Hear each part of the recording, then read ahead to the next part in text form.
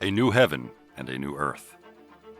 And I saw a new heaven and a new earth, for the first heaven and the first earth were passed away, and there was no more sea. Revelation chapter 21, verse 1. This is an explosive narrative that describes the earth's renovation. It is amazing to think of how the earth will look like with a facelift. Let the scriptures reveal and unravel this exciting day. The sea was missing. What will the earth look like? The writer says a new earth without a sea. This will be a glorious and wonderful day. It is something that is indeed difficult to comprehend or imagine, because all we have ever known is a world with a sea. Just imagine everything above and below you being new, because the heaven and the earth have passed away, and the sea is gone completely. This reality of God's plans appear fictional. This is futuristic, and it is coming, my brother and sister. Are you prepared? This phenomenon is well described in 2 Peter chapter 3, verse 13. Nevertheless we, according to his promise, look for new heavens and a new earth, in which righteousness dwells. This phenomenon is aptly described in the creation following Isaiah chapter 65, verse 17.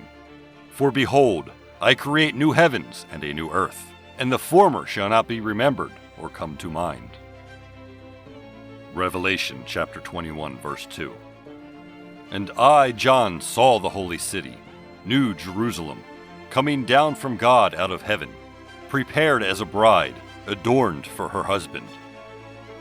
The city is referred to as holy because it is a city of a holy God, and also because there shall never enter into it anything that defiles, that worketh abominations, or make a lie, according to Revelation chapter 21, verse 27.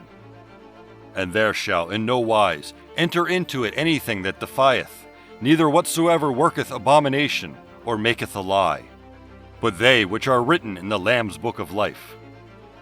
I am excited that my name is in this book of life. Are you in this book too? I would not miss a place in such a city for any reason. Do you know why it is known as the New Jerusalem? It is because of its internal freshness and newness promised to us. All saints dwelling on earth right now and before us, according to Hebrews chapter 10, verses 9 to 16. By faith he dwelt in the land of promise, as in a foreign country, dwelling in tents with Isaac and Jacob, their heirs with him of the same promise. For he waited for the city which has foundations, whose builder and maker is God. By faith Sarah herself also received strength to conceive seed, and she bore a child when she was past the age, because she judged him faithful who had promised. Therefore, from one man, and him as good as dead, were born as many as the stars in the sky in multitude, innumerable as the sand which is by the seashore. These all died in faith, not having received the promises, but having seen them afar off, were assured of them, embraced them, and confessed that they were strangers and pilgrims on the earth. For those who say such things declare plainly that they seek a homeland. And truly, if they had called to mind that country from which they had come out, they would have had an opportunity to return. But now they desire a better, that is, a heavenly country. Therefore, God is not ashamed to be called their God, for he has prepared a city for them. The holy city is symbolized as a bride adorned for her husband, because it will be the eternal home of the redeemed of all ages, according to John chapter 14, verses 1 to 3. Let not your heart be troubled. Ye believe in God. Believe also in me. In my Father's house are many mansions. If it were not so, I would have told you. I go to prepare a place for you. And if I go and prepare a place for you, I will come again, and receive you unto myself, that where I am, there ye may be also. It can only be God the Creator who can plan and achieve such a feat over generations. Will you be there? Are you sure? I know that you will be there with the hunger to fellowship with God.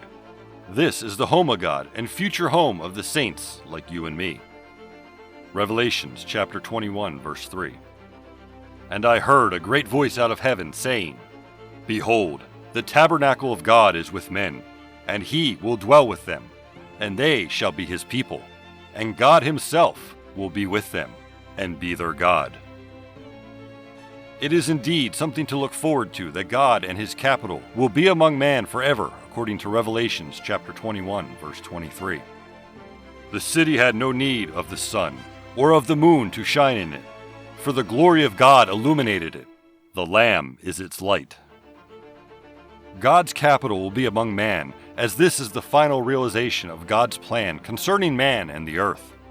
Ezekiel chapter 43, verse 7.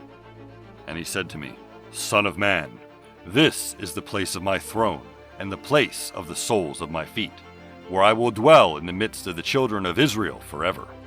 No more shall the house of Israel defile my holy name.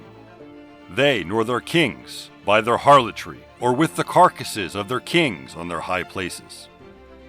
Men stand to benefit tremendously in this great plan of God in the following ways. Freedom from ungodly neighbors. No more curses. Eternal sonship. Inherit all things. No more pain. No more sorrow. No more death. God shall wipe away all tears. Revelation chapter 21, verse 4. And God shall wipe away all tears from their eyes, and there shall be no more death, neither sorrow nor crying, neither shall there be any more pain, for the former things are passed away. In this narrative, we note the destruction of death at the end of the millennium, and former things refer to all earthly creations under the curse according to Revelation chapter 22, verse 3. And there shall be no more curse, but the throne of God and of the Lamb shall be in it, and his servants shall serve him. Revelation chapter 21, verse 5. Then he who sat on the throne said, Behold, I make all things new. And he said to me, Write, for these words are true and faithful. All things will be new. A new name for overcomers according to Revelation chapter 2, verse 17. He who has an ear, let him hear what the Spirit says to the churches. To him who overcomes, I will give him some of the hidden manna to eat, and I will give him a white stone, and on the stone a new name written, which no one knows except him who receives it. A new name for Christ according to Revelation chapter 3, verse 12. He who overcomes, I will make him a pillar in the temple of my God, and he shall go out no more. I will write on him the name of my God, and the name of the city of my God, the New Jerusalem, which comes down out of heaven from my God, and I will write on him my new name. A new Jerusalem, a new song, a new heaven, a new earth. Revelations chapter 21, verse 6. And he said unto me, It is done. I am Alpha and Omega, the beginning and the end. I will give unto him that is athirst of the fountain of water of life freely. We see God defining himself as the end of the beginning and as the source of life, all-sufficient one. Our consideration of Revelation 21 is the final consolation for the redeemed. God will end this sin-riddled earth and the atmosphere within it. Jesus Christ will be the sustenance of those who will inhabit a new heaven and a new earth, the holy city, the New Jerusalem, coming down out of heaven from God, prepared as a bride beautifully dressed for her husband. The earth that we are on still takes my breath away when I look to the hills and mountains, not to mention the sky. Now imagine the splendor and magnificence of this new world. Our bodies will be immortal, and the New Jerusalem will have all we need to sustain this body. As we endeavor to remain in the Lord, remember that He is yearning to bring us back into the unabridged and intimate relationship that we lost in Eden. Jesus is the progenitor of this reality. He is seated at the right hand of His Father, awaiting us, His brothers and sisters, to come and join Him. He told the disciples and has extended the invitation to us. Now I saw a new heaven and a new earth, for the first heaven and the first earth had passed away. Also there was no more sea. Then I, John, saw the holy city, New Jerusalem, coming down out of heaven from God, prepared as a bride adorned for her husband.